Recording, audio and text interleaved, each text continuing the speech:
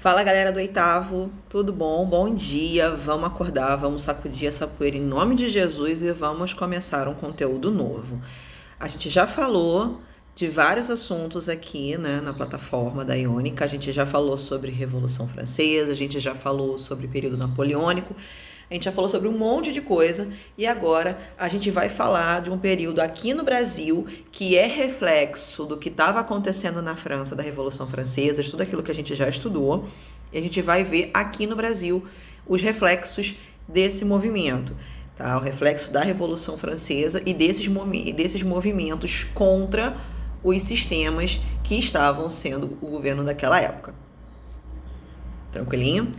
Eu vou botar um slide para vocês. Esse slide vai ser basicamente o que eu vou falar aqui na aula.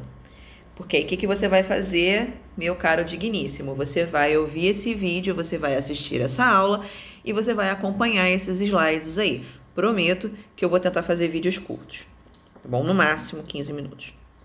Então vamos lá, a gente vai falar sobre algumas revoltas que aconteceram no Brasil nessa época. Que revoltas são essas, Karen? Eu vou ter a Inconfidência Mineira ou Conjuração Mineira e a Conjuração Baiana. São acontecimentos que vão acontecer nesses respectivos estados, nessas respectivas províncias, que na época era província, né? A província de Minas Gerais e a província da Bahia.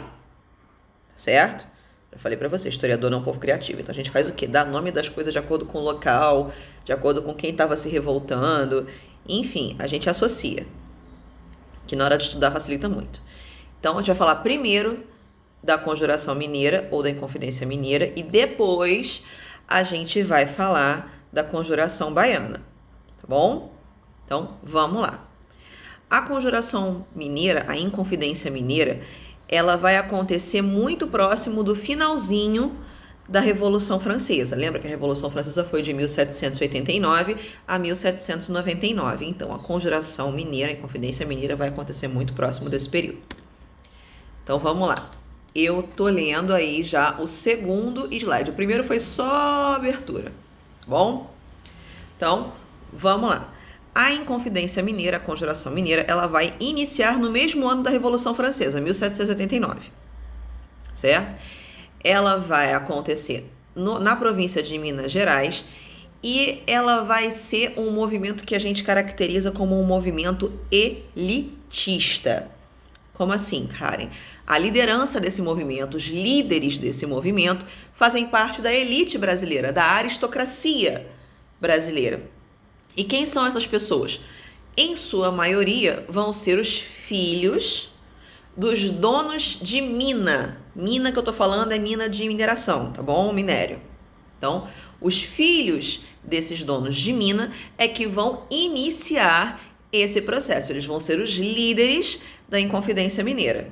Todos eles são? Não. Tem exceção de um. Um deles é o cara que era pobre, não tinha onde cair vivo, que morto, cair em qualquer lugar, mas ele resolveu participar porque ele concordava desse movimento, que, em particular, tinha a ideia de se emancipar de Portugal. A ideia era separar o Brasil de Portugal porque eles achavam que Portugal estava explorando pra caramba o Brasil e estava mesmo. Tá bom? Então vamos lá. Eu coloquei para vocês aí, né, alguns dados sobre a Inconfidência Mineira. Eu peguei esse slide e aí ele tem alguns dados da Inconfidência. E ele vai falar que o início foi aproximadamente em 1789. O objetivo era libertar o Brasil do domínio português, que a gente já tinha falado, né? Porque eles achavam que o Portugal explorava o Brasil de forma muito abusiva, ênfase no muito, tá? E o lema da Inconfidência Mineira era liberdade ainda que tardia. O mais legal é que esse lema, liberdade ainda que tardia, ela está escrita hoje na bandeira do estado de Minas Gerais. Só que você não consegue identificar muito porque está escrito em latim, né? E aí a maioria da galera não entende muito latim, então você não faz a menor ideia do que está sendo escrito ali, mas é isso que está escrito mesmo, tá? A tradução é liberdade ainda que tardia. Aquele momento cultura inútil. Cultura é útil, mas tudo bem. Então, vamos lá. O que influenciou esses mineiros, esses inconfidentes, a iniciar esse processo de revolta? Então, vamos lá. Eles vão ser influenciados pelos Estados Unidos, sim, porque os Estados Unidos, nesse momento, está se emancipando do domínio inglês, da dominação da Inglaterra, né? Porque pode não parecer, mas sim, os Estados Unidos foi colônia britânica. É porque a gente imagina, né, que os Estados Unidos, potência do mundo, que manda, e a economia gira em torno deles, eles nunca foram colônia. Sim, foram.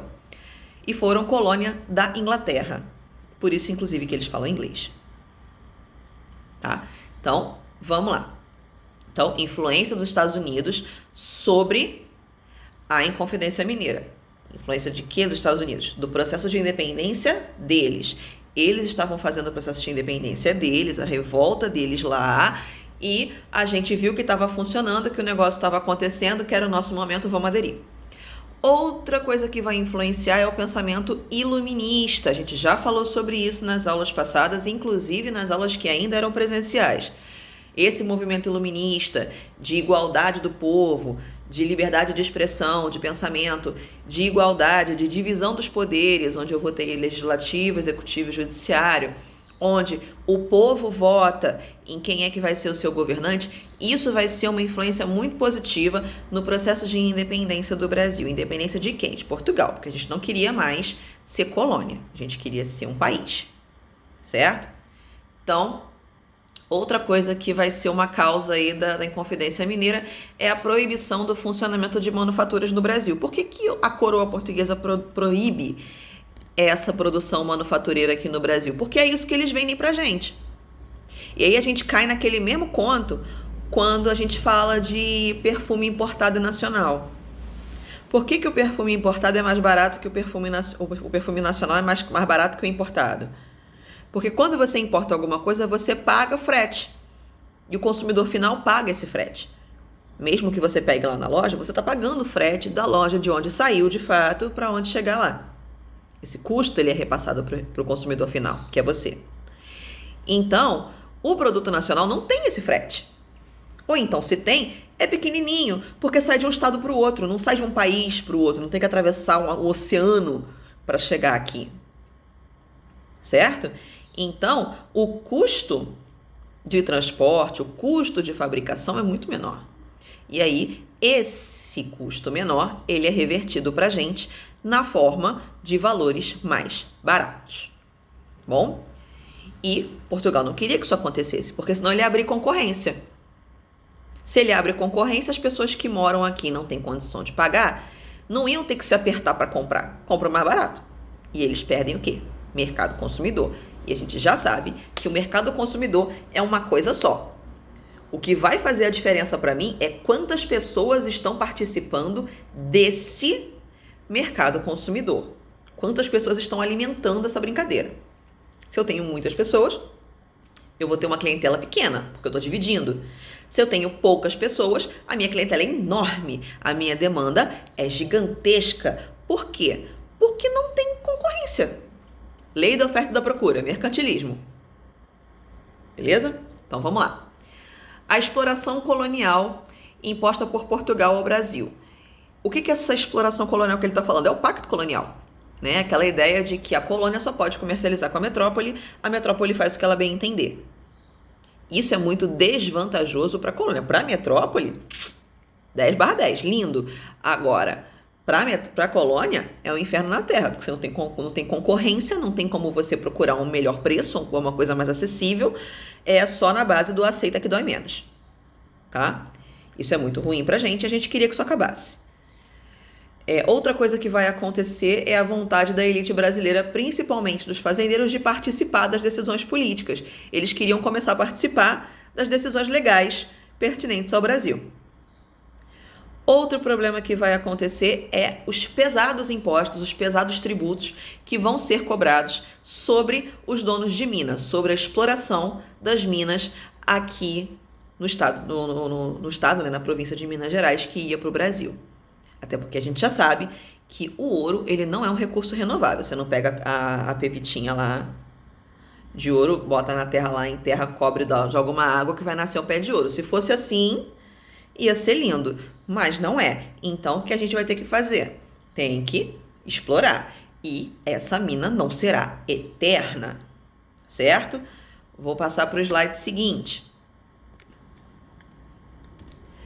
Esse eu vou pular o slide de número 3, porque ele faz um comparativo das duas, né? Ele fala da conjuração mineira e depois ele fala da conjuração baiana. Como eu vou separar, eu vou pular os slides, mas eu vou falar o número dos slides para vocês, porque aí fica mais fácil de você me acompanhar, certo? Então, vamos lá.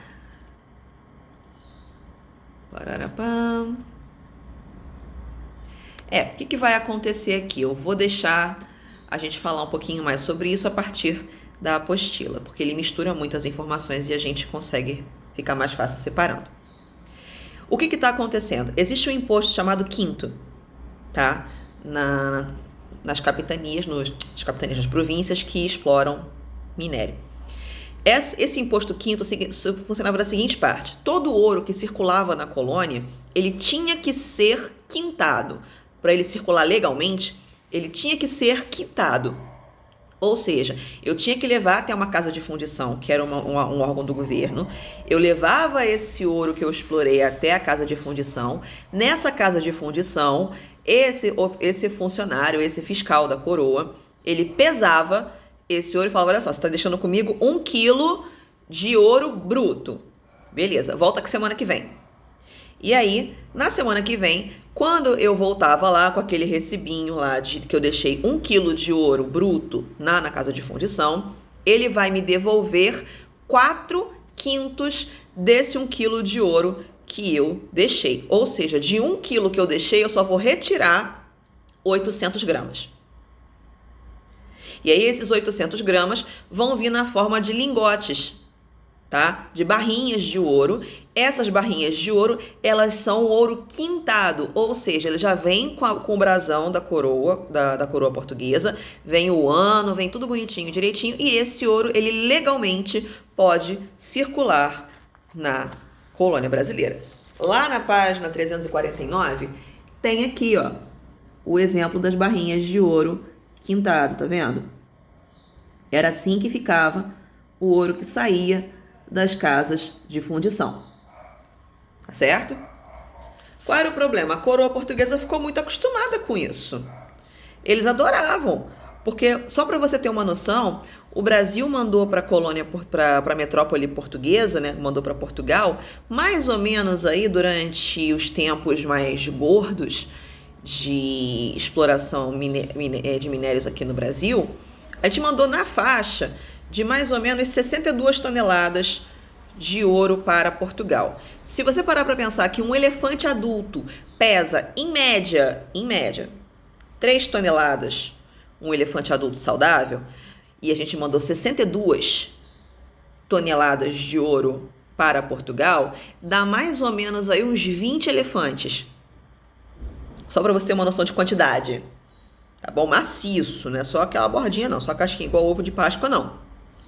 Gordão, todo preenchido.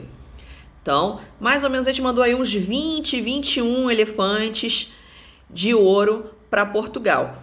Só que o que acontece? Chega uma hora que esse ouro acaba, né? E aí, a coroa portuguesa, que estava dando uma de rei do camarote, né? Vou distribuir ouro para a galera, vou comprar rios de coisas que eu não preciso. Ficou acostumada com isso, de chegar todo ano toneladas e toneladas de ouro no Porto, né? Na cidade do Porto, em Lisboa.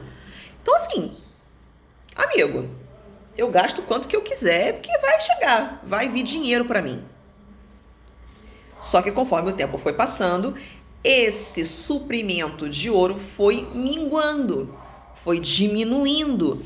Mas foi diminuindo por um motivo muito simples. Ouro não dá em árvore. Então, chegou uma hora que essas minas começaram a diminuir, começaram a ficar mais escassas. E o ouro começou a acabar. E aí, o que vai acontecer depois, a gente vê no próximo vídeo. Até daqui a pouco.